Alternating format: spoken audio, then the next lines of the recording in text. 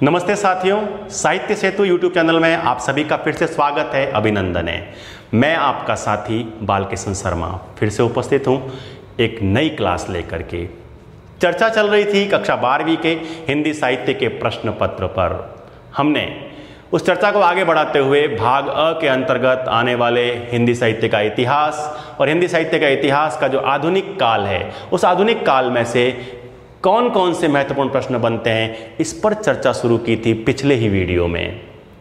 आज का हमारा जो चर्चा का विषय रहेगा, उस चर्चा को आगे बढ़ा रहे हैं जहां हमने पिछले वीडियो में छोड़ा था। हमने देखा था 2018 में और 2019 के प्रश्न पत्र में कौन कौन से हिंदी साहित्य के आधुनिक काल से संबंधित प्रश्न पूछ लिए गए हैं, उस पर चर्चा हुई। साथ ही 2020 की दृष्टि से महत्वपूर्ण 10 प्रश्न आप लोगों को मैंने पिछले वीडियो में लिखवाए हैं। जो साथी यह वीडियो देख रहे हैं, अगर उन्हें उन 10 प्रश्नों के बारे में जानकारी नहीं है तो पिछला वीडियो जरूर देखें ताकि उन्हें यह जानकारी हो सके।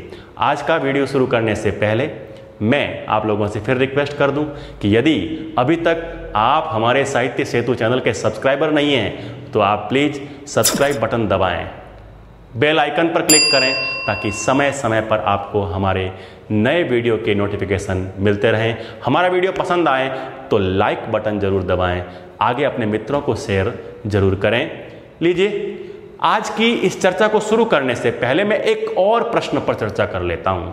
हमारे कुछ व्यूअर जो कक्षा 12वीं के विद्यार्थी हैं, वो यह सवाल निरंतर पूछ रहे हैं कि इस बार कवि परिचय या लेखक परिचय की दृष्टि से कौन से 2 रचनाकार जो है वो चयनित किए जा सकते हैं या महत्वपूर्ण हैं। देखिए, इस प्रश्न का पहला तो उत्तर यही है कि जब हमारा विषय लंबा हो, या ऐसे कह दें कि रचनाकार इतने हैं कि उसमें से 2 का चयन करना, महत्वपूर्ण चुनना बहुत कठिन काम है। यह तो एक लॉटरी सा सिस्टम हो गया। अब पहले तो ये देख लेते हैं कि 2018 में क्या पूछ लिया गया है और 2019 के अंदर कौन कौन से 2 रचनाकारों को पूछा गया है। अब तक का जो पैटर्न है वो ये कहता है कि आपको एक कवि और एक गद्यकार, यानी एक पद्य का रचनाकार और एक गद्यकार जो है वो विकल्प में पूछा जाता है। उन दोनों में से किसी एक के बारे में आपको उनका साहित्यिक, उनका परिचय जो होता है, कृतित्व के बारे में, उनका साहित्यिक व्यक्तित्व जो है उसके बारे में बताना होता है। 2018 में आपको जो आपके प्राचीन खंड के जो पाठ है 6 और 6 नवीन खंड के पाठ है, कुल मिलाकर के पद्य के अंतर्गत आपके 12 कवि आते हैं। उनमें से सूर्यकांत त्रिपाठी निराला और उनके विकल्प में अथवा में थे मुंशी प्रेमचंद। उन दोनों में से, निराला जी और प्रेमचंद में से किसी एक का साहित्यिक परिचय आप लोगों को लिखना था। ये 2018 की बात हुई। बात करते हैं 2019 की, यानी पिछला प्रश्न पत्र। तो उसके अंतर्गत आप लोगों को पूछा गया था पद्माकर और बाबू गुलाब राय में से किसी एक का परिचय करना था। अथवा में थे पद्माकर थे और बाबू गुलाब राय थे गद्य में से। अब बात करते हैं कि इस बार कौन कौन महत्वपूर्ण हैं। तो इस बार 2020 की दृष्टि से मैं आपको बता दूं कि 2020 के प्रश्न पत्र में पद्य खंड की दृष्टि से जहां तक पद्य का प्रश्न है, उसमें मुझे लगता है, देखो यह महज एक अनुमान है, तुलसीदास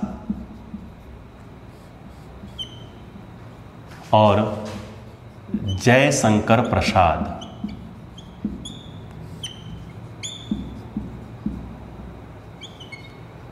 यह तो बनते हैं पद्य में से। अब बात करें गद्य की, तो उसमें से कौन से महत्वपूर्ण हो सकते हैं? हजारी प्रसाद,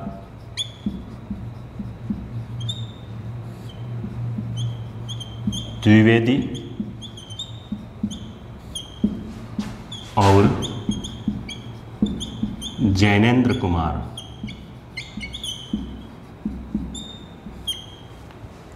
यह सिर्फ मेरा अनुमान है, देखते हैं सही लगता है या नहीं। बात यह नहीं है कि आप ये 4 ही पढ़ें। मैं पहले आप लोगों को इस बारे में बिल्कुल सुनिश्चित कर दूं कि आप लोग इन 4 के भरोसे ना रहें। आपको और भी जो महत्वपूर्ण लगे, आप उन कवियों का, उन लेखकों का परिचय जरूर पढ़िएगा। लेकिन ये 4 विशेष रूप से याद कर लीजिएगा। जब कुछ चुनना ही हो तो फिर बेहतर क्यों न चुनें। इस दृष्टि से मैंने चुना है इन 4 लोगों को। इसमें से हो सकता है बोर्ड परीक्षा में आपको एक व्यक्ति मिल जाए। आपको जब 2 विकल्प में होंगे तो इन 4 में से हो सकता है कि एक व्यक्ति आपके आ जाए। लीजिए इसको भी मिटाते हैं और आज की हमारी चर्चा का जो विषय है प्रगतिवाद का परिचय देते हुए प्रमुख कवियों का उल्लेख कीजिए, इस प्रश्न पर चर्चा करते हैं। बढ़ाते हैं अपनी चर्चा को आगे। हिंदी साहित्य का इतिहास और आधुनिक काल से संबंधित जो महत्वपूर्ण प्रश्न हैं उन प्रश्नों की चर्चा को मिटाता हूं। पहले बात करें यदि प्रगतिवाद की तो साथियों प्रगतिवाद का आरंभ होता है 1936 से। 1918 से 1936 तक हिंदी साहित्य आधुनिक काल में छायावाद अपने चरम उत्कर्ष पर था। लेकिन ऐसा क्या हो गया कि छायावाद के बाद हिंदी साहित्य जगत में काव्य शास्त्र में प्रगतिवाद नामक एक नया काव्य आंदोलन आया। छायावाद की अतिशय कल्पनाशीलता और वायवीयता जिसे कहते हैं, या आप कह देते हैं कि केवल आत्मचिंतन की प्रधानता ने जन्म दिया प्रगतिवाद को। प्रगतिवाद का जहां तक साहित्यिक आंदोलन के रूप में प्रश्न है, देखिए प्रगतिवाद प्रेरित है कार्ल मार्क्स के मार्क्सवाद से। राजनीति के क्षेत्र में जो साम्यवाद है, दर्शन के क्षेत्र में जो मार्क्सवाद है, वही साहित्य के क्षेत्र में प्रगतिवाद कहलाया। मैं फिर से एक बार आप लोगों को बता दूं कि जो मेरे इस वीडियो के दर्शक हैं वे केवल दर्शक न बने, वे लेखक भी बने। अर्थात वो पेन कॉपी कुछ न कुछ लेकर बैठें और मेरे द्वारा बोली गई हर बात को लिखें। यह इंतजार न करें कि मैं इन सब चीज़ों को लिख दूंगा। हो सकता है बोलते समय बहुत सारी ऐसी बातें बोली जाए जो लिखते समय ना लिखी जाए, तो इसलिए हर चीज़ को हम लिखते रहें साथ साथ में, क्योंकि जब तक आप लिखोगे नहीं तब तक आप सीखोगे नहीं। बस इस बात को आप हमेशा के लिए गांठ बांध लीजिए। इसलिए हर चीज़ को आप लिखें, चाहे आप कक्षा 12वीं के विद्यार्थी हैं या फिर आप वरिष्ठ अध्यापक भर्ती परीक्षा या प्राध्यापक भर्ती परीक्षा, किसी भी भर्ती परीक्षा की तैयारी करने वाले हैं। इसलिए अपने आप को शिक्षार्थी मानते हुए आप हर चीज़ को लिखें। मैं बात कर रहा था प्रगतिवाद क्या है। बात करी हमने कि राजनीति के क्षेत्र में जो साम्यवाद है, दर्शन के क्षेत्र में जो मार्क्सवाद है, वही साहित्य के क्षेत्र में प्रगतिवाद कहलाया। जब शोषक वर्ग अन्याय और अत्याचार की पराकाष्ठा पर पहुंच गया तो उस समय ऐसे दौर में कहीं न कहीं कवि का ये उत्तरदायित्व बनता था कि वह शोषित वर्ग के अंतर्मन की पीड़ा को वाणी दे, और उसी पीड़ा को वाणी देने के लिए, उसको स्वर देने के लिए एक काव्य आंदोलन सामने आया और वो हिंदी साहित्य जगत में प्रगतिवाद कहलाया। जहाँ तक प्रगतिवाद का प्रश्न है, इसका संबंध है प्रोग्रेसिव राइटर्स एसोसिएशन। मित्रों, बात करते हैं प्रोग्रेसिव राइटर्स एसोसिएशन आखिर क्या है। प्रगतिशील लेखक संघ जिसे कहते हैं वो क्या है। फ्रांस की राजधानी पेरिस में, ध्यान से सुनिएगा, फ्रांस की राजधानी पेरिस में सन 1935 में ई.एम. फॉस्टर द्वारा एक संघ की स्थापना की गई जिसे प्रगतिशील लेखक संघ या प्रोग्रेसिव राइटर्स एसोसिएशन नाम दिया गया 1935 में। 1935 में ही पहले देखिए, 1935 से पहले इसके बारे में हेनरी बारबूस ने कुछ प्रयास किए, लेकिन हेनरी बारबूस को प्रगतिवाद नामक इस आंदोलन को या इस संघ को स्थापित करने में सफलता नहीं मिली। अवधारणा हेनरी बारबूस की थी, लेकिन सफलता मिली ई.एम. फॉस्टर को 1935 में फ्रांस की राजधानी पेरिस में। ये पहला तथ्य बनता है। प्रगतिवाद क्या है, इस अवधारणा को स्पष्ट करना है तो हमें ये सारे बिंदु लिखने पड़ते हैं। मैं बिंदु सारे लिखवाऊंगा आपको। बात करें कि आखिर भारतीय प्रगतिशील लेखक संघ क्या है, ये तो था विश्व स्तर पर। विश्व स्तर की बात करते हैं तो ई.एम. फॉस्टर आते हैं 1935 में फ्रांस की राजधानी पेरिस में। प्रगतिशील लेखक संघ या कह दें प्रोग्रेसिव राइटर्स एसोसिएशन की स्थापना हो गई। लेकिन अगर भारतीय प्रगतिशील लेखक संघ की बात करें तो 2 भारतीय जो उस समय लंदन में थे, 1935 में ही मुल्कराज आनंद और सज्जाद जहीर नाम के इन 2 भारतीयों ने लंदन में 1935 में ही भारतीय प्रगतिशील लेखक संघ की नींव रखी। इंडियन प्रोग्रेसिव राइटर्स एसोसिएशन, भारतीय प्रगतिशील लेखक संघ। जब प्रतियोगी परीक्षाओं में प्रश्न पूछे जाते हैं तो इन सभी तथ्यों को हमें बहुत ध्यान से देखना होता है। बात करते हैं अगर कक्षा 12वीं की परीक्षा की तो उन्हें ये तथ्य सीधे सीधे उतारने होते हैं पूरे। लेकिन याद होगा तभी आप इन सब तथ्यों को, ये बहुत महत्वपूर्ण बातें हैं, इनको आप लोग लिख पाओगे। बढ़े आगे तो अब हो गया भारतीय प्रगतिशील लेखक संघ की स्थापना 1935 में ही लंदन में मुल्कराज आनंद और सज्जाद जहीर के द्वारा। अब 1936 में इस भारतीय प्रगतिशील लेखक संघ का प्रथम अधिवेशन हुआ भारत में लखनऊ उत्तर प्रदेश में। और लखनऊ में 1936 में जब भारतीय प्रगतिशील लेखक संघ का प्रथम अधिवेशन हुआ उसकी अध्यक्षता की उस समय के सबसे वरिष्ठ साहित्यकार मुंशी प्रेमचंद ने। मुंशी प्रेमचंद भारतीय प्रगतिशील लेखक संघ के प्रथम अधिवेशन के सभापति बने।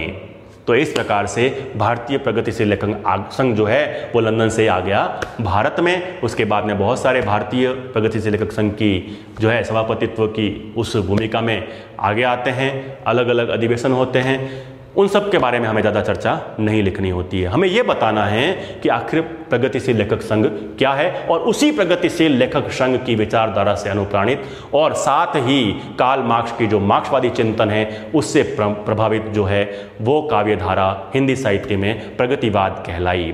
अब बात करें कार्ल मार्क्स की चिंतन धारा क्या है। वो व्यक्ति में विश्वास करते हैं, वो उस परम सत्ता में परमात्मा में विश्वास नहीं करते, वो व्यक्ति के कर्म में विश्वास करते हैं। अनास्था है ईश्वर के प्रति किंतु आस्था है व्यक्ति के प्रति। यह हम कह दें कि प्रगतिवादी जो चिंतन धारा है उसका मूल बिंदु है कि ईश्वर के प्रति अनास्था लेकिन व्यक्ति की शक्ति में आस्था। शोषण के विरुद्ध स्वर, यह मूल प्राण बिंदु है प्रगतिवाद का। लिखते हैं जितने बिंदु मैंने आपके सामने बोले हैं उन सभी बिंदुओं को यहां हम व्यवस्थित रूप से लिखने का प्रयास करते हैं। आपके सामने है उत्तर। पहला बिंदु लिखते हैं। मैं बिंदुवार इसलिए लिखवा रहा हूं ताकि हमें वो आसानी से याद हो सके। बात करें पहला बिंदु, कार्ल मार्क्स आंदोलन का सूत्रपात हुआ। देखिए जो बिंदु हम लोगों ने अभी बोले वही चीजें मैंने सारी लिखी है वापस। कार्ल मार्क्स की विचारधारा से प्रेरित साहित्यिक रचनाओं को हिंदी में प्रगतिवादी काव्य कहा गया।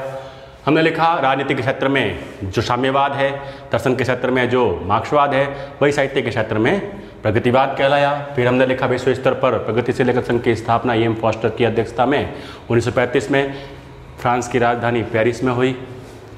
ये सारे तथ्य मैंने बोले हैं, चाहे मुल्कराज आनंद सज्जाद जहीर वाला कथन है कि जिसमें भारतीय प्रगतिशील लेखक संघ की स्थापना उन्होंने लंदन में की 1935 में, 1936 में उसका पहला अधिवेशन भारत में हुआ लखनऊ में और उसका सभापतित्व संभाला मुंशी प्रेमचंद ने। इस प्रकार की समस्त बातें हम लोगों ने पहले की है।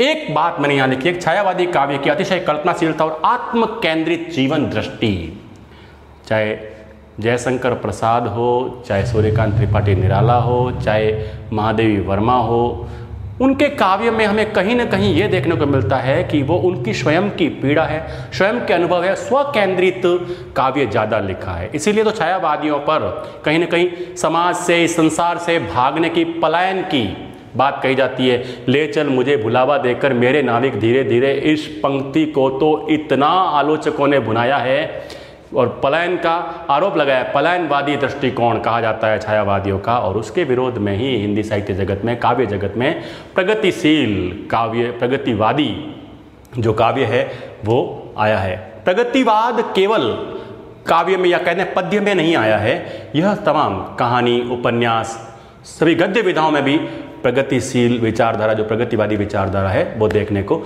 मिलती है। मित्रों, इन सभी तथ्यों में कहीं भी वो आनंद नहीं है जो गाने में है, जो पद्यों में है कि हमें बड़ा सरसता के साथ में थोड़ा चुहलबाजी होती रहे।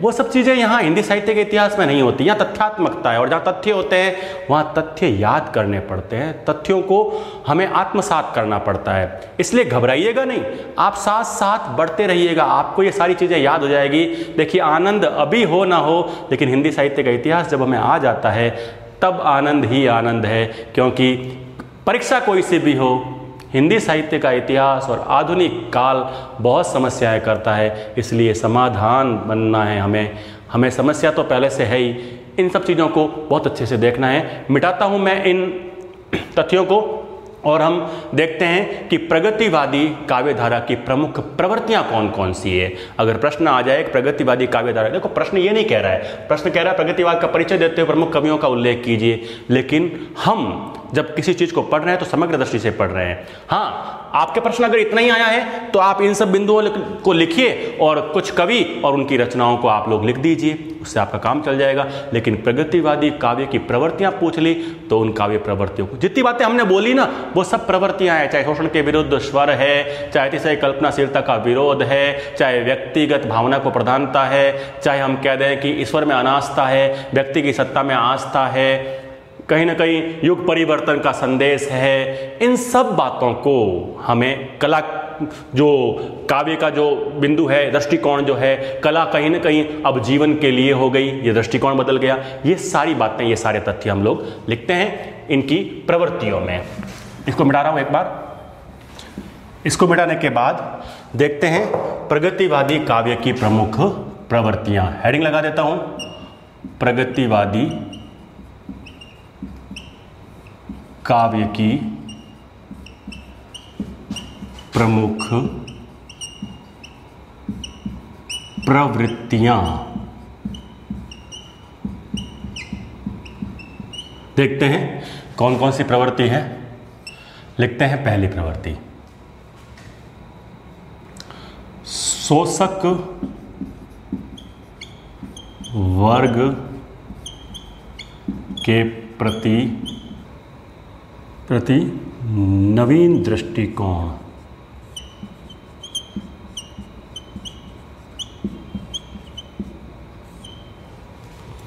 बात करें प्रगतिवादी काव्य की प्रमुख प्रवृत्तियों की, तो कुछ प्रवृत्तियां हमारे सामने निकल करके आती है। पहला बिंदु है शोषक वर्ग के प्रति आक्रोश एवं सर्वहारा वर्ग के प्रति सहानुभूति। शोषक वर्ग के प्रति तो है आक्रोश और सर्वहारा वर्ग के प्रति है सहानुभूति। सर्वहारा क्या होता है? सर्वहारा यानी सभी जगह से हारा हुआ।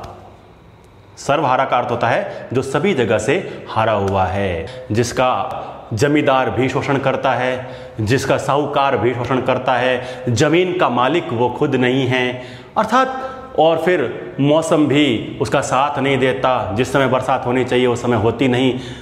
कुल मिलाकर के सभी जगह से वो व्यक्ति हारा हुआ है। वो कहीं ना कहीं मजदूर है, किसान है, जो अपनी परिस्थितियों से हार गया, वह सर्वहारा वर्ग है और उसकी पीड़ा को स्वर देना प्रगतिवादी काव्य का प्रमुख कार्य था। दूसरा बिंदु है ईश्वर में अनास्था और व्यक्ति में आस्था। ईश्वरीय शक्ति कोई काम नहीं करती। मार्क्सवाद यही कहता है कि ईश्वर नाम की कोई सत्ता है ही नहीं है। व्यक्ति का जन्म स्वतः होता है और वह वर्ग संघर्ष के कारण ही आगे बढ़ता है। ईश्वर का उसकी उन्नति में कोई योगदान नहीं होता और इसी विचारधारा को अपना लिया प्रगतिवादियों ने। इसका जब बिंदु का विस्तार करें उस समय ये बात कर लिखें, साम्यवाद का समर्थन। लिखा है तीसरे नंबर पर, साम्यवाद का समर्थन। साम्यवाद क्या कहता है? मैंने बताया था आपको कि जो राजनीतिक क्षेत्र में साम्यवाद है वही तो यहाँ पर प्रगतिवाद है। साम्यवाद कहता है कि जब तक न्याय सब में बराबर नहीं बढ़ जाता तब तक शांति नहीं हो सकती। आपने दिनकर की कविता कुरुक्षेत्र के अंदर बड़ी सुंदर पंक्तियाँ पढ़ी है, उनको यहाँ सुंदर रूप में लिख सकते हैं। शांति नहीं तब तक जब तक सुख भाग न नर का सम हो, नहीं किसी को बहुत अधिक हो, नहीं किसी को कम हो। यह साम्यवादी दृष्टि है। कवि दिनकर है, पंक्तियाँ जरूर याद रखिएगा जब हम इसमें लिखें उस समय ये बात लिखें कि न्याय तब तक नहीं हो सकता, शांति तब तक नहीं हो सकती जब तक कि न्याय बराबर ना बढ़ जाए। शांति नहीं तब तक जब तक सुख भाग न नर का सम हो, नहीं किसी को बहुत अधिक हो, नहीं किसी को कम हो। इस प्रकार से सुख के संसाधन जो है सब में बढ़ जाना, यही साम्यवाद है। साम्यवाद का समर्थन, सामाजिक यथार्थ का नग्न चित्रण। सामाजिक यथार्थ क्या है कि उस समय के दौर में मजदूर वर्ग जो है, जो शोषित वर्ग जो है, वो इतना दबा हुआ है। एक तरह से आप कह दीजिए कि अमीर इतना अमीर है और गरीब इतना गरीब है कि उन दोनों के अंदर अंतर बहुत ज़्यादा है। ये वर्ग संघर्ष जो है वही सामाजिक यथार्थ था उस समय का, और उस सामाजिक यथार्थ का नग्न चित्रण करते हुए कवि दिनकर फिर लिखते हैं कि श्वानों को मिलता दूध वसन, भूखे बालक अकुल आते हैं, माँ की हड्डी से चिपक ठिठुर जाड़े की रात बिताते हैं, स्त्री के लज्जा वसन बेच जब मोल चुकाए जाते हैं, पापी महलों का अंधकार तब देता मुझको आमंत्रण। वो कहता है प्रगतिवादी काव्य क्यों आता है, आखिर क्रांति क्यों होती है, शोषक वर्ग के प्रति स्वर क्यों उठता है? क्योंकि श्वानों को मिलता दूध वसन, भूखे बालक अकुलाते हैं, माँ की हड्डी से चिपक ठिठुर जाड़े की रात बिताते हैं। कुत्तों को तो पीने के लिए दूध मिल रहा है और बालक दूध के लिए अकुलाता हुआ भूखा ही माँ की हड्डी से चिपक करके सो जाता है। माँ के तन पर मांस नहीं, ढकने के लिए कपड़े नहीं, बच्चा उससे चिपक करके। सोचिए क्या हालात होंगे मजदूर शोषित वर्ग के। उसको कवि ने वाणी दी है। और पापी महलों का अंधकार तब, स्त्री के लज्जा वसन बेच जब मोल चुकाए जाते हैं। लिखा हमने एक बिंदु, नारी सम्मान की पुकार। इसमें भी यह पंक्तियाँ चल सकती है कि जब सब जगह से हारा हुआ व्यक्ति है, जब कर्ज उतारने के लिए उसके पास में पैसे नहीं हैं, तो फिर उस कर्ज को उतारने के लिए कहीं न कहीं साहूकार या जमींदार के पास में उसको अपनी पत्नी को भेज करके उसकी उस भूख को मिटा करके कहीं न कहीं नारी सम्मान उस समय दांव पर लग जाता है। इस तरह की स्थिति जब पैदा होती है तब प्रगतिवादी कवि को काव्य सर्जन करना ही पड़ता है समाज में नई क्रांति, नई जागृति लाने के लिए। बढ़ते हैं आगे। नव निर्माण की उत्कट लालसा इस समय के जितने भी कवि थे उनमें थी। अब युग परिवर्तन का संदेश, जो अगला बिंदु है वो है युग परिवर्तन का संदेश। 8वां हमारा जो बिंदु है ना वो है युग परिवर्तन का संदेश। युग परिवर्तन का संदेश कैसे कि आपने फिर कुरुक्षेत्र की पंक्तियां याद आ रही है मुझे कि व्यक्ति को युद्ध लड़ना क्यों जरूरी हो जाता है। देखिए कवि दिनकर कहते हैं कि न्यायोचित अधिकार मांगने से न मिले तो लड़के, और तेजस्वी छीनते समर को जीत या कि खुद मर के। किसने कहा पाप है स्वत्व प्राप्ति हित लड़ना? वो कहते हैं कि जब अधिकार प्राप्त न हो तो उसके लिए अभय मारना मरना पड़ता है। विष्णु पितामह के शब्दों में कहीं ना कहीं कुरुक्षेत्र में यह संदेश कवि दिनकर ने दे दिया है कि जब न्याय मांगने से न मिले तो फिर उसको तेजस्वी व्यक्ति जो होते हैं, जो सूरवीर होते हैं, वो लड़ करके या मर करके प्राप्त किया करते हैं। तो इस प्रकार से हम कह सकते हैं युग परिवर्तन का संदेश मिला है। व्यक्तिगत भावों के स्थान पर समाज का उन्नयन, कहीं ना कहीं व्यक्ति को यहाँ किनारे पर किया गया है। समाज की उन्नति होगी तो व्यक्ति तो एक समाज का ही अंग है, उसकी उन्नति स्वतः ही हो जाएगी। इस विचारधारा को कला के प्रति नवीन दृष्टिकोण, पहले जहाँ कला कला के लिए थी या कला केवल आनंद के लिए थी, यहाँ कला जीवन के लिए है, कला वर्ग संघर्ष के लिए है, कला कहीं ना कहीं समाज को शिक्षा देने के लिए है। यहाँ की जितनी भी कविताएं इस प्रगतिवादी काव्य की लिखी जाएगी उनमें व्यंग्य का पुट ज़्यादा होगा, वहाँ कहीं ना कहीं संदेश होगा, आक्रोश होगा। इसलिए इस प्रकार की भाषा शैली कविता में प्रयुक्त होने लग गई। तब प्रगतिवादी काव्य की ये सभी प्रवृत्तियाँ हम लोगों को समझ में आती है और इनको हम बड़ा आसानी से याद कर सकते हैं, लिख सकते हैं। जितने भी बिंदु हैं उनको आप 2-3 बार पढ़िए, आपको आसानी से ये सारे बिंदु याद हो सकते हैं। आप इन सभी बिंदुओं को आराम से देख लीजिए। शोषक वर्ग के प्रति आक्रोश और सर्वहारा वर्ग के प्रति सहानुभूति। मैं फिर से एक बार बोल रहा हूं, ईश्वर में अनास्था, व्यक्ति में आस्था, साम्यवाद का समर्थन, सामाजिक यथार्थ का नग्न चित्रण, वर्ग चेतना और सामाजिक वैषम्य का स्वर, नारी सम्मान की पुकार, नव निर्माण की उत्कट लालसा, युग परिवर्तन का संदेश, व्यक्तिगत भावों के स्थान पर समाज का उन्नयन और कला के प्रति नवीन दृष्टिकोण। अब इन बिंदुओं को मैं यहाँ से मिटाता हूँ। इन बिंदुओं को मिटाने के बाद में अब देखते हैं कि कौन कौन से प्रमुख प्रगतिवादी कवि हैं और उनकी कौन कौन सी रचनाएं हैं। प्रगतिवादी कवि और उनकी रचनाएं।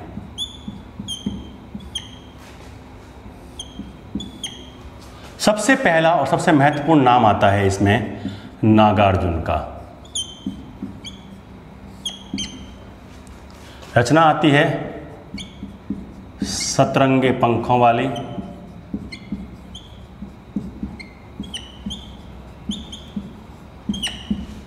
युग धारा, हजार हजार बाहों वाली।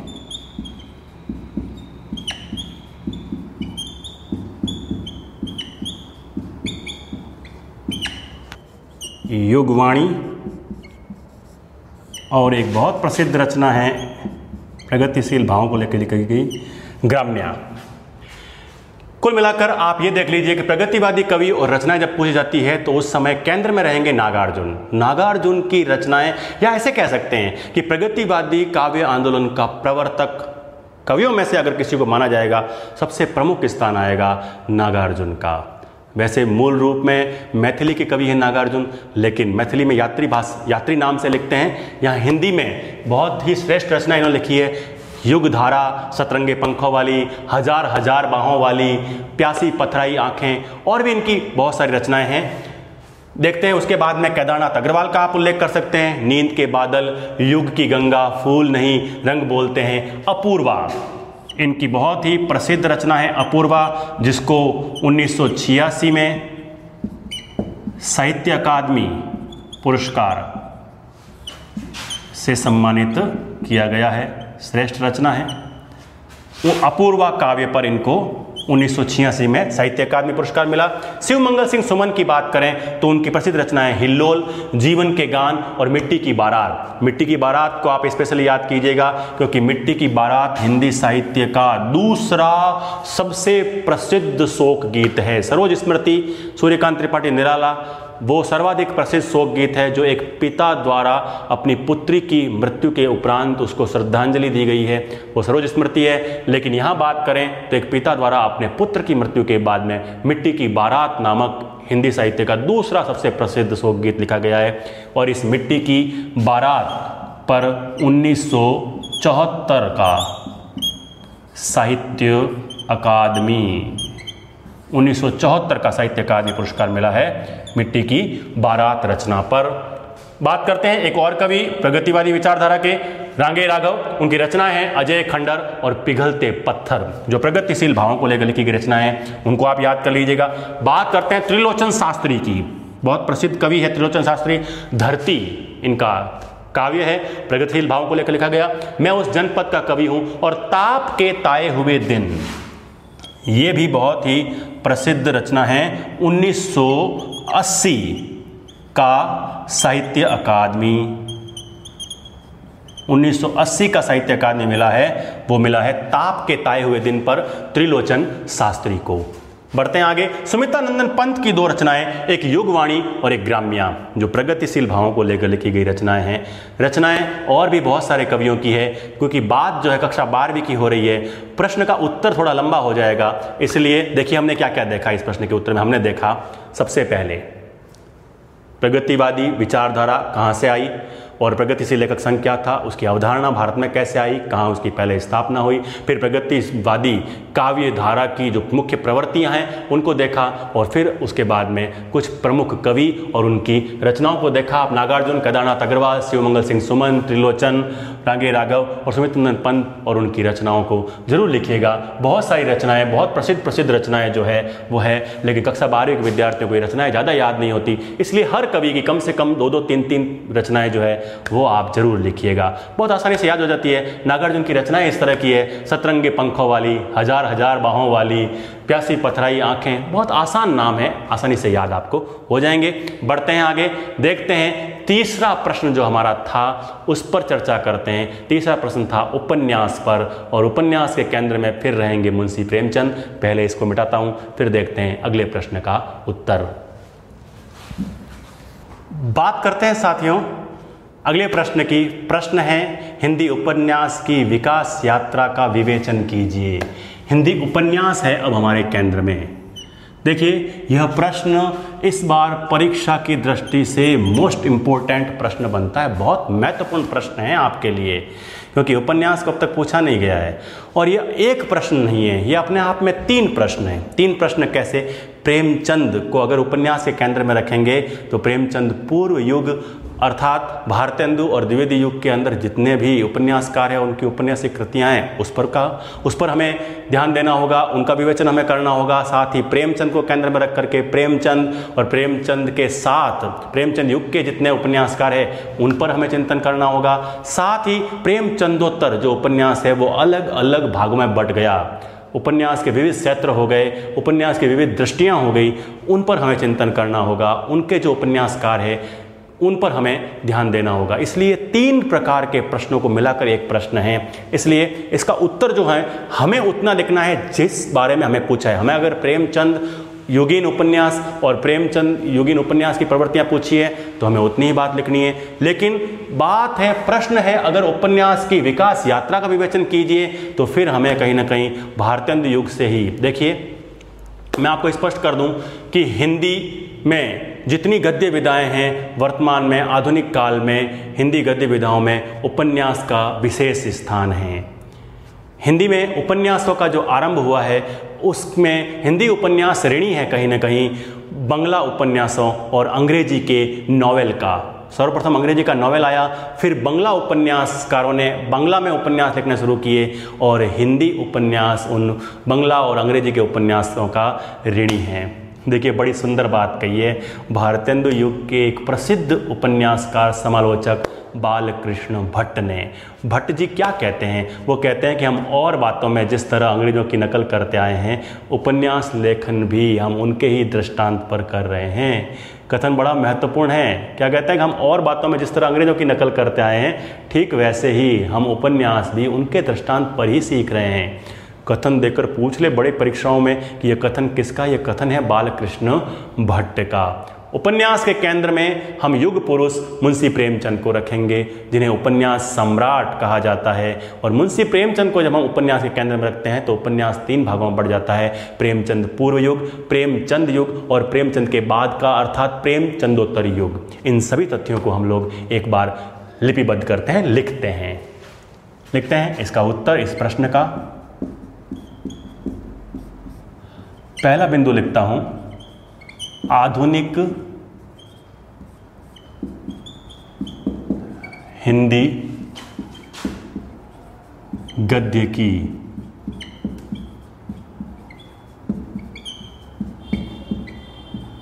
विधाओं में विभक्त किया गया है। जितनी बातें हमने बोली उन सभी बातों को हमने लिख लिया। देख लेते हैं, एक बार फिर से पढ़ लेते हैं। आधुनिक हिंदी गद्य विधाओं में उपन्यास का महत्वपूर्ण स्थान है। हिंदी उपन्यास का जो विकास है उसका श्रेय अंग्रेजी उपन्यासों या बंगला उपन्यासों को दिया जा सकता है। बालकृष्ण भट्ट का हमने कथन लिखा कि वो कहते हैं कि हम लोग जैसा और बातों में अंग्रेजों की नकल करते जाते हैं उपन्यास का लिखना भी उन्हीं के दृष्टांत पर सीख रहे हैं। फिर हमने लिखा हिंदी उपन्यास का युग पुरुष उपन्यास सम्राट मुंशी प्रेमचंद को कहा जाता है। उनको केंद्र में रख करके हिंदी उपन्यास को 3 भागों में प्रेमचंद पूर्व युग, प्रेमचंद पूर्व युग के अंतर्गत भारतेंदु युग और द्विवेदी युग के उपन्यास और उपन्यासकार आएंगे। प्रेमचंद युग में प्रेमचंद और प्रेमचंद के जितने भी समकालीन उपन्यासकार हैं उन सब की रचनाएं वो सब उपन्यासकार आएंगे। और साथ ही बाद में हम देखेंगे प्रेमचंदोत्तर युग में उपन्यास किन किन धाराओं में बढ़ जाता है। शुरुआत करते हैं। इन सभी तथ्यों को एक बार फिर से आप लोग देख लीजिए, पढ़ लीजिए, उसके बाद इसको मिटा करके, क्योंकि सारी बातें तथ्यात्मक है और तथ्य आपको याद हो जाने चाहिए। बार बार मैं एक ही बात कह रहा हूँ। देखिए हमने हिंदी उपन्यास में इतने सारे तथ्य भले लिख दिए हो लेकिन बातें कितनी सी थी कि हिंदी गद्य विधाओं में उपन्यास का महत्वपूर्ण स्थान है। अगर प्रश्न कहानी का पूछा है तो आप कहानी का महत्वपूर्ण स्थान है लिखना था। नाटक का पूछेंगे नाटक का महत्वपूर्ण स्थान है। पहला बिंदु तो ये पहले से ही फिक्स है कि यही चीज़ लिखनी है। फिर दूसरा, उपन्यास का हिंदी में प्रवर्तन हुआ उसका श्रेय किसको? तो फिर बांग्ला और संस्कृत के जो बांग्ला और अंग्रेजी के नॉवेल, बांग्ला उपन्यास और अंग्रेजी के नॉवेल का। अब बात करनी थी कि एक कथन लिखना है किसी का, याद आता है उस समय तो आप लिख दीजिए बालकृष्ण भट्ट का कथन कि हम, और इजीली याद आ जाएगा कि हम जैसे और बातों में अंग्रेजों की नकल करते हैं उपन्यास हूबहू नहीं लिख पाएंगे, कथन तो वैसा लिख देंगे। लेकिन आगे बढ़ेंगे तो प्रेमचंद को केंद्र में रख करके 3 भागों में उपन्यास को बांट दीजिए। बड़े सरल हमने कुछ कथन देखे हैं। 2 से 3 बार जब इनको देखेंगे तो याद हो जाएंगे। मिटाता हूं मैं इनको और हम शुरुआत करते हैं विधिवत रूप से भारतेंदु और द्विवेदी युग उपन्यास में, जिसको कहा जाता है प्रेमचंद पूर्व युग। बात करें प्रेमचंद पूर्व युग की तो प्रेमचंद पूर्व युग का आरंभ, या हम कह दें कि हिंदी उपन्यास का आरंभ भी भारतेंदु युग से होता है। भारतेंदु मंडल के प्रसिद्ध उपन्यासकारों ने हिंदी उपन्यास का शुभारंभ किया, श्री गणेश किया। भारतेंदु युग से हिंदी उपन्यास का शुभारंभ होता है। 1877 में एक रचना लिखी गई सरदार राम फुल्लोरी द्वारा, भाग्यवती नाम से। हिंदी का पहला मौलिक उपन्यास कौन सा, इस बारे में एक लंबी चौड़ी बहस होती है, एक चर्चा होती है। लेकिन भाग्यवती भले ही 1877 में लिख दिया गया, लेकिन उसको हिंदी का पहला मौलिक उपन्यास नहीं माना गया, क्योंकि औपन्यासिक तत्वों की जो बात होती है वह पूरी तरह उपन्यास जो है उस पर खरा नहीं उतरता था। इस दृष्टि से 1882 में एक उपन्यास आया जिसका नाम था परीक्षा गुरु, लाला श्रीनिवास दास। वो हिंदी का पहला मौलिक उपन्यास माना जाता है। आचार्य रामचंद्र शुक्ल ने हिंदी का पहला मौलिक उपन्यास माना है परीक्षा गुरु को लाला श्रीनिवास दास का। उसके बाद में एक उपन्यास आता है, चर्चित उपन्यास है निस्सहाय हिंदू, राधा कृष्ण दास का। राधा कृष्ण दास भी भारतेंदु मंडल के प्रसिद्ध उपन्यासकारों में हैं। उसके बाद में उपन्यासकार आते हैं फिर हमारे चर्चित उपन्यासकार, चर्चित रचनाकार बालकृष्ण भट्ट। बहुत सारी बातें हमने इनके नाम से याद की है। बालकृष्ण भट्ट के जो चर्चित उपन्यास है उसमें नाम आता है एक अजान सौ सुजान, एक अजान सौ सुजान और नूतन ब्रह्मचारी। नूतन ब्रह्मचारी, ये दो नाम जरूर याद रखिएगा, नूतन ब्रह्मचारी और एक अजान सौ सुजान। इस तरह से कुछ चर्चित उपन्यासकार और उपन्यासिक रचनाएं आती है। विषय की जहां तक बात करें, इस काल में जितने उपन्यास लिखे गए वो सब सुधारवादी दृष्टिकोण वाले उपन्यास थे। वो कहीं ना कहीं शिक्षाप्रद उपन्यास थे, वो मनोरंजन को लेकर लिखे गए उपन्यास थे। उपन्यासों की कथाएं जो थी वो कहीं ना कहीं कल्पना जगत से जुड़ी हुई कथाएं ज़्यादा थी। उपन्यास वास्तविक धरातल पर नहीं था, यह बात थी। यह कहीं ना कहीं कमी भी थी उपन्यास की, लेकिन उपन्यास अपने प्रारंभिक दौर में था। इसमें उपन्यास में अलग अलग शाखाएं आती है। बात करें तिलिस्मी और अय्यारी उपन्यासों की तो एक बहुत बड़ा नाम आपको मैं बचपन में ले जाता हूं। एक सीरियल टीवी पर आपने देखा है चंद्रकांता, बड़ा गजब का गीत आता था, चंद्रकांता की कहानी है बड़ी पुरानी। इस प्रकार से आपने सुना होगा, नौगढ़ विजयगढ़ में थी तकरार, नौगढ़ का था जो राजकुमार चंद्रकांता से करता था प्यार। तो वो चंद्रकांता उपन्यास जो है नौगढ़ और विजयगढ़ के परस्पर तकरार को लेकर के लिखा गया। नाम है बाबू देवकी नंदन खत्री। चंद्रकांता, चंद्रकांता संतति, भूतनाथ, ऐसी बहुत सारी प्रसिद्ध उपन्यासिक कृतियां उनकी आती है तिलिस्मी और अय्यारी उपन्यासों में। बात करें इसी काल में भारतेंदु युग में जासूसी उपन्यासों की तो एक बहुत बड़ा नाम आता है गोपाल राम गहमरी का, जासूस की जासूसी, सिर कटी लाश। ऐसे बहुत सारे चर्चित नाम आएंगे जो जासूसी उपन्यासों में बहुत प्रसिद्ध हुए हैं। इन सभी बातों को जो मैंने बोला है, इन सब बातों को देखो, बोलने की रफ्तार हो सकता है तेज है, लेकिन मैं फिर से आप लोगों की सुविधा के लिए इन सब बातों को यहाँ लिखता हूँ और लिखने के बाद में हम एक एक चीज़ को आराम से तसल्ली से पढ़ेंगे और उन सब चीज़ों को याद करेंगे। लिखता हूँ मैं भारतेंदु युग या कह दीजिए प्रेमचंद पूर्व युगीन उपन्यास। इसके अंदर हम सबसे पहला तथ्य लिखते हैं, पहला ही बिंदु लिखते हैं कि हिंदी उपन्यास का श्री गणेश, भारतेंदु ठाकुर, जगमोहन सिंह, ये कुछ प्रसिद्ध औपन्यासिक कृतियां और उनके उपन्यासकार हैं। हमने सारे तथ्य वापस लिख दिए। उपन्यास का श्री गणेश भारतेंदु युग से होता है। इस युग के उपन्यास सुधारवादी, उपदेशात्मक और मनोरंजन प्रधान थे। इस युग का जो प्रथम मौलिक उपन्यास है या हिंदी का पहला मौलिक उपन्यास है वो परीक्षा गुरु लाला श्रीनिवास दास, 1882 सन याद रखिएगा। 1877 मैंने लिखा है यहाँ भाग्यवती का, याद रखिएगा। अगर कालक्रम की दृष्टि से पूछा जाए मौलिक उपन्यास ना हो तो कालक्रम की दृष्टि से तो श्रद्धाराम फुल्लोरी का जो भाग्यवती है वो पहले आता है, लेकिन हिंदी का पहला मौलिक उपन्यास पूछा जाएगा औपन्यासिक तत्वों की समग्रता के आधार पर तो फिर कहीं ना कहीं उल्लेख करना होगा परीक्षा गुरु लाला श्रीनिवास दास का। यह भी सुधारवादी दृष्टिकोण वाला उपन्यास है। ठीक है, उसी श्रृंखला में कुछ नाम लिखे हैं, निस्सहाय हिंदू, राधा कृष्ण दास, भाग्यवती के बारे में चर्चा कर ली। देवरानी जेठानी की कहानी पंडित गौरी दत्त द्वारा रचित एक प्रसिद्ध उपन्यास है। फिर बात करी हमने बालकृष्ण भट्ट के उपन्यासों की, नूतन ब्रह्मचारी, एक अजान सौ सुजान। फिर भारतेंदु के ही परम मित्र एक और साहित्यकार नाम आया ठाकुर जगमोहन सिंह। ठाकुर जगमोहन सिंह द्वारा रचित श्यामा स्वप्न प्रसिद्ध हिंदी के आरंभिक उपन्यासों में से एक कृति है श्यामा स्वप्न। उसके बारे में भी आप लोगों को याद रखना चाहिए इन सभी तथ्यों को। तथ्य जो थे उनको आप लोग वापस स्मृति में लाइएगा, याद कीजिएगा। आपको आसानी से भारतेंदु युग के जो साहित्यकार है, जो उपन्यासकार है, उनकी चर्चा हो जाएगी। अब इसके बाद हम लोग देखते हैं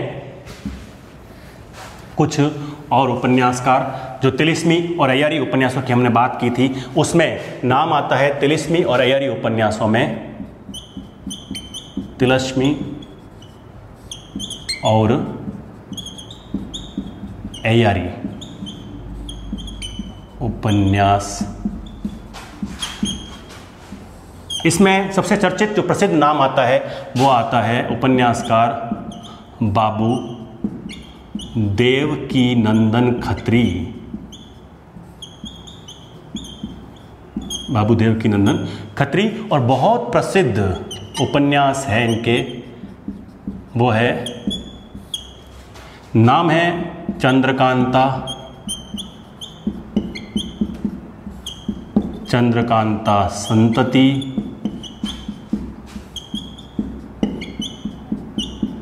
एक बहुत प्रसिद्ध कृति आती है नरेंद्र मोहिनी। और एक और कृति लिख देते हैं, नाम है भूतनाथ। अब व्यक्ति का नाम आता है और विषय बदलता है उपन्यासों का। अब की बार लिखते हैं जासूसी उपन्यास। जासूसी उपन्यासों में, हिंदी उपन्यासों में सबसे प्रसिद्ध नाम आता है और नाम है गोपाल राम गहमरी। गोपाल राम गहमरी। पाश्चात्य साहित्य में हमने जासूसी उपन्यासों के अंतर्गत एक नाम सुना है, सर आर्थर कानन डायल। आर्थर कानन डायल, हिंदी का आर्थर कानन डायल कहा जाता है, क्योंकि जिस तरह के उपन्यास जासूसी उपन्यास के क्षेत्र में पाश्चात्य विद्वानों में, साहित्यकारों में आर्थर कानन डायल ने लिखे हैं, ठीक वैसे ही उपन्यास, वैसे ही विषयों को लेकर के हिंदी साहित्य जगत में लिखे हैं गोपाल राम गहमरी ने। इसलिए हिंदी का आर्थर कानन डायल किसको कहा जाता है? गोपाल राम गहमरी को। इनके कुछ उपन्यास लिखते हैं। उपन्यास है गुप्त भेद। ये कुछ भारतेंदु युग के चर्चित उपन्यास है, तिलिस्मी और अय्यारी और जासूसी उपन्यास। ये दो कड़ियाँ आप लोग जरूर याद रखिएगा। इन दोनों कड़ियों को याद रखने से हमें दो प्रसिद्ध उपन्यासकार गोपाल राम गहमरी और बाबू देवकीनंदन खत्री याद हो जाते हैं। उनके कुछ प्रसिद्ध उपन्यास चंद्रकांता, चंद्रकांता संतति, नरेंद्र मोहिनी, भूतनाथ। बाबू देवकीनंदन खत्री के जासूस पर जासूसी, जासूस की भूल, सिर कटी लाश, गुप्त भेद, ऐसे कुछ उपन्यास हैं वो गोपाल राम गहमरी के हैं। गोपाल राम गहमरी के बारे में जो तथ्य बताया उसको आप जरूर याद रखिएगा। इनको हिंदी का आर्थर कानन डायल कहा जाता है। बस इतनी बात आप लोग लिख दीजिएगा। मैं लिख देता हूँ यहाँ पर कानन डायल, ये नाम याद रह जाएगा आपको। सर आर्थर कानन डायल किसको कहा जाता है? गोपाल राम गहमरी को।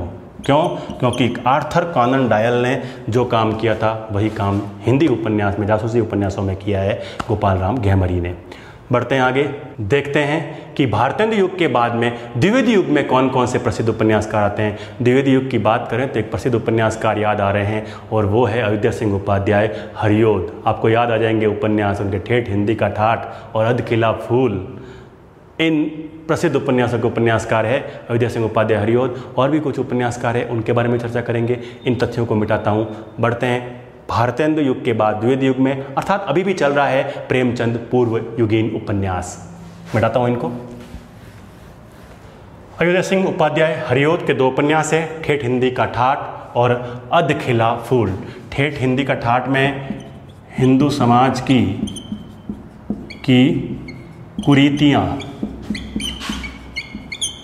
कुरीतियों का चित्रण है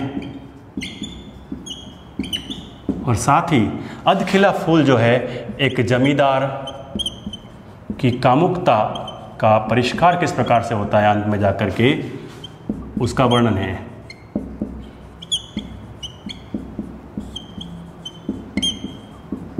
ये विषय है इन उपन्यासों के, इसलिए थोड़ा सा याद रख लेते हैं। लज्जाराम शर्मा की बात करते हैं, पंडित लज्जाराम शर्मा। इनके कुछ चर्चित उपन्यास है, नाम याद कर लीजिएगा। आदर्श हिंदू, आदर्श दंपत्ति,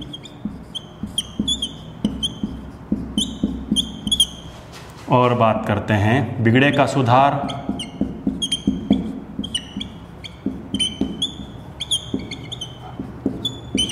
बात करें राधिका रमन प्रसाद सिंह की। इनका एक प्रसिद्ध उपन्यास है वो है प्रेम लहरी। ये बात हो गई द्विवेदी युगीन उपन्यासों की। याद कर लीजिएगा, अयोध्या सिंह उपाध्याय हरिओद का ठेठ हिंदी का ठाठ और अधखिला फूल क्या विषय है वो भी आपको लिखवा दिया गया। लज्जाराम शर्मा के आदर्श हिंदू, आदर्श दंपत्ति। देखो भाई, याद करने का तरीका बता रहा हूँ।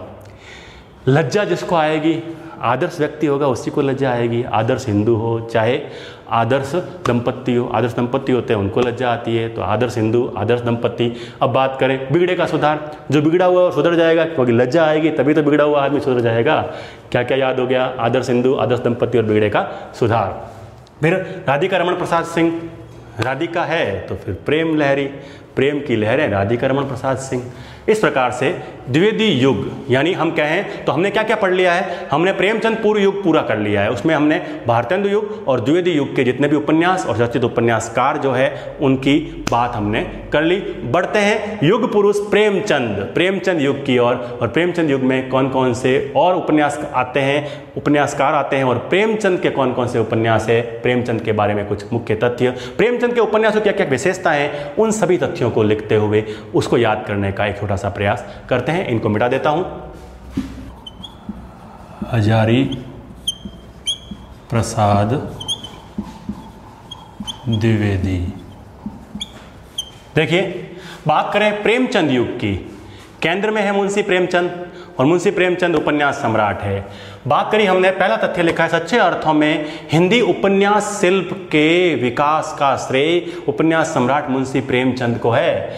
उपन्यास पहली बार कल्पना लोक से वास्तविकता के धरातल पर उतरा। इससे पहले उपन्यासों के जो पात्र होते थे वो कहीं ना कहीं परिलोक के पात्र होते थे, कल्पना जगत के पात्र होते थे। ऐसे ऊपर के स्वर्ग के देवता वो कहानियों में पात्र बन करके आते थे, उस प्रकार से उपन्यासों के पात्र हो जाया करते थे। लेकिन यहाँ जब प्रेमचंद युग में उपन्यास आया तो वास्तविकता के धरातल पर उतरा पहली बार। फिर कुछ विषय है, राष्ट्रीय आंदोलन, कृषक समस्या, मानवतावाद, भारतीय संस्कृति, शोषण, विधवा विवाह, अनमेल विवाह, दहेज प्रथा आदि जो समाज के उस समय ज्वलंत मुद्दे थे, उन मुद्दों पर उपन्यासों की रचना मुंशी प्रेमचंद और प्रेमचंद युग के अन्य उपन्यासकारों ने की है। चाहे वो जयशंकर प्रसाद हो, चाहे वो कौशिक जी हो, चाहे वो उग्र जी हो, जितने भी लोग हैं जो प्रेमचंद युग के चतुर्सेन शास्त्री जैसे जो उपन्यासकार है, इन सभी उपन्यासों के बारे में चर्चा करेंगे। प्रेमचंद के स्वयं के उपन्यासों के बारे में, खुद उपन्यास सम्राट है तो चर्चित उपन्यासों के बारे में देखेंगे, उनके बात करते हैं। आगे बढ़ते हैं। एक सुंदर सा कथन लिखा है आचार्य हजारी प्रसाद द्विवेदी का।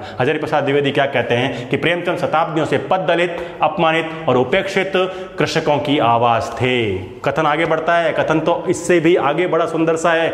यदि आप उत्तर भारत की समस्त जनता के आचार विचार, भाषा भाव और उनके रहन सहन आदि को देखना चाहते हैं तो आप मुंशी प्रेमचंद को पढ़ लीजिए।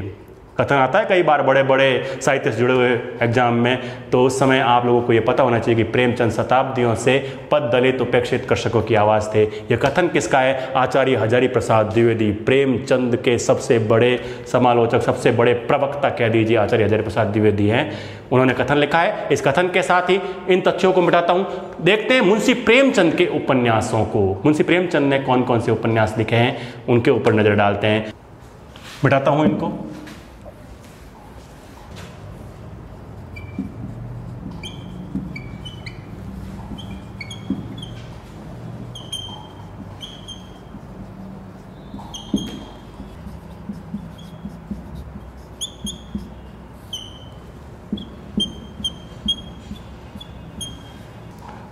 मुंशी प्रेमचंद के उपन्यासों पर नजर डालते हैं। इनके उपन्यास है सेवा सदन, प्रेमाश्रम, रंगभूमि, कायाकल्प, निर्मला, गबन, कर्मभूमि, गोदान और मंगलसूत्र।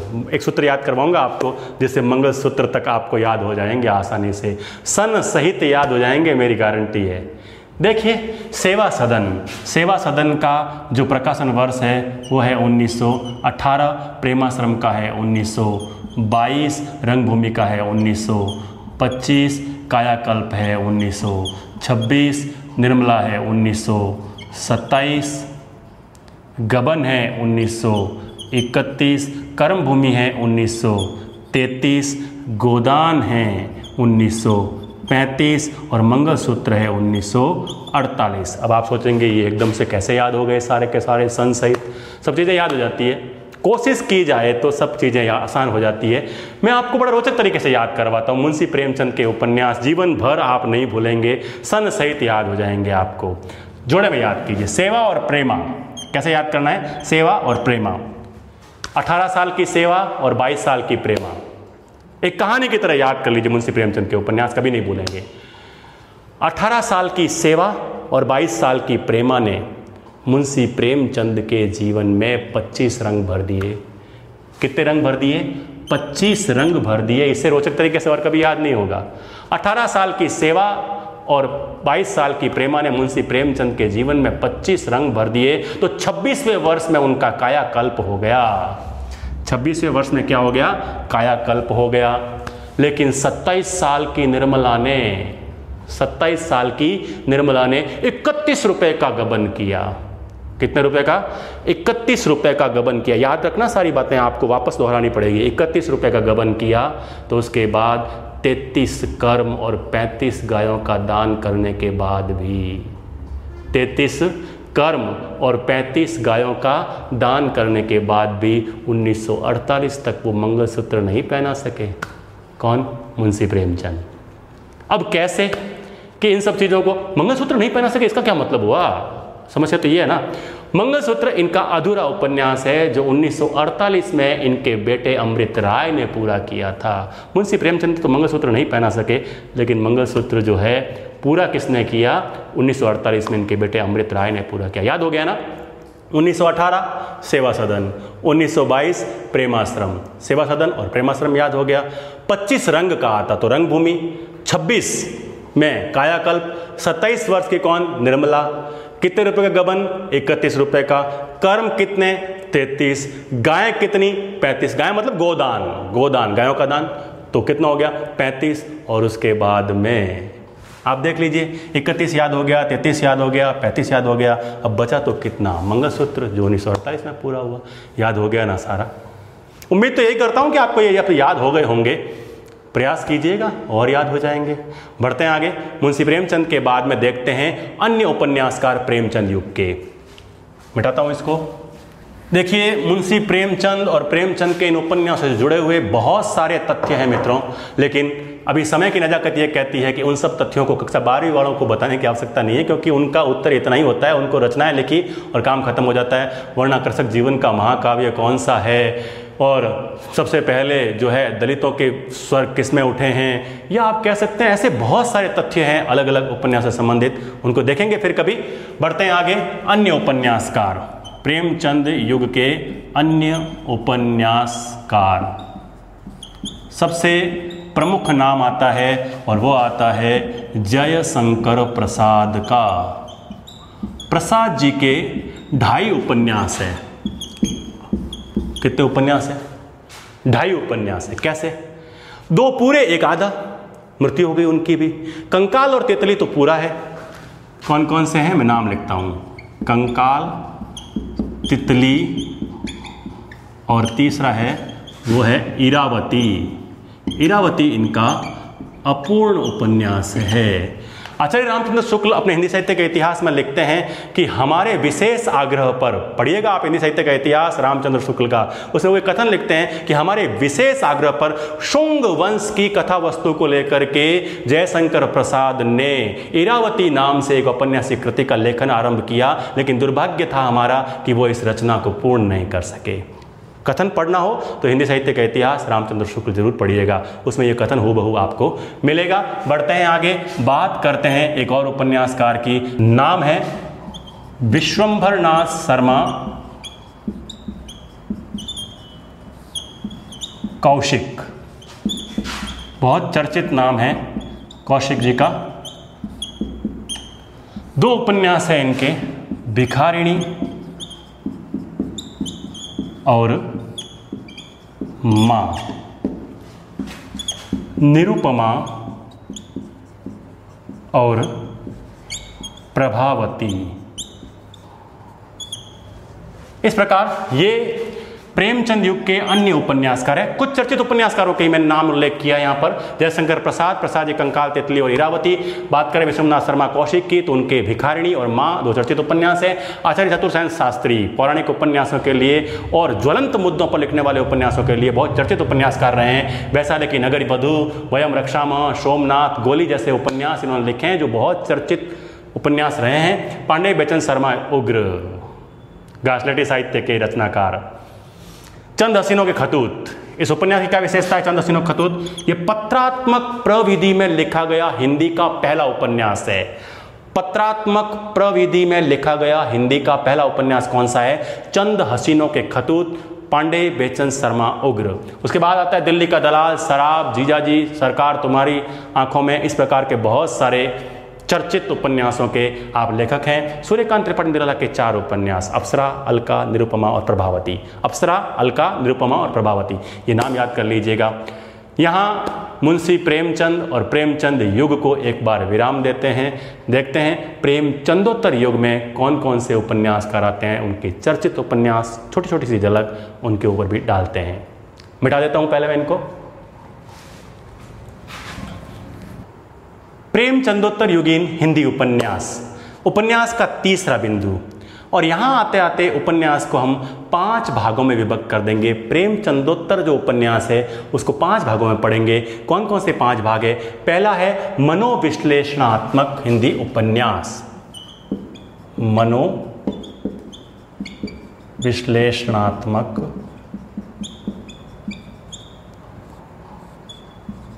उपन्यास। बात करते हैं प्रेमचंदोत्तर हिंदी उपन्यास की, तो 5 भागों में हिंदी उपन्यास बटा हुआ है। मनोविश्लेषणात्मक उपन्यास, साम्यवादी, ऐतिहासिक, आंचलिक उपन्यास और उसके बाद है प्रयोगवादी उपन्यास। इसमें हम देखते हैं मनोविश्लेषणात्मक उपन्यासों में 3 उपन्यासकार प्रमुख है। पहला नाम आता है जैनेन्द्र कुमार का। जैनेन्द्र कुमार के चर्चित उपन्यास है। मनोविश्लेषण के क्षेत्र में मनोविश्लेषणवादी उपन्यासों का जनक कहा जाता है जैनेन्द्र को। परख, सुनीता, सुखदा, कल्याणी, त्यागपत्र, मुक्तिबोध, विवर्त, व्यतीत, जयवर्धन, अनाम स्वामी, ये सब इनके चर्चित उपन्यासों के नाम हैं। लिखूंगा मैं यहां पर। अब दूसरा जो नाम आता है इसमें, वो नाम आता है अज्ञेय जी का। अज्ञेय जी के जो 3 उपन्यास है, शेखर एक जीवनी, नदी के द्वीप और अपने अपने अजनबी, उन 3 उपन्यासों के नाम आप लोगों को याद होने चाहिए। मैं वापस बोल रहा हूं, शेखर एक जीवनी 2 भागों में है, नदी के द्वीप और उसके बाद में है अपने अपने अजनबी। उसके बाद नाम आता है इलाचंद्र जोशी का, पंडित इलाचंद्र जोशी। चर्चित उपन्यास है इनके भी।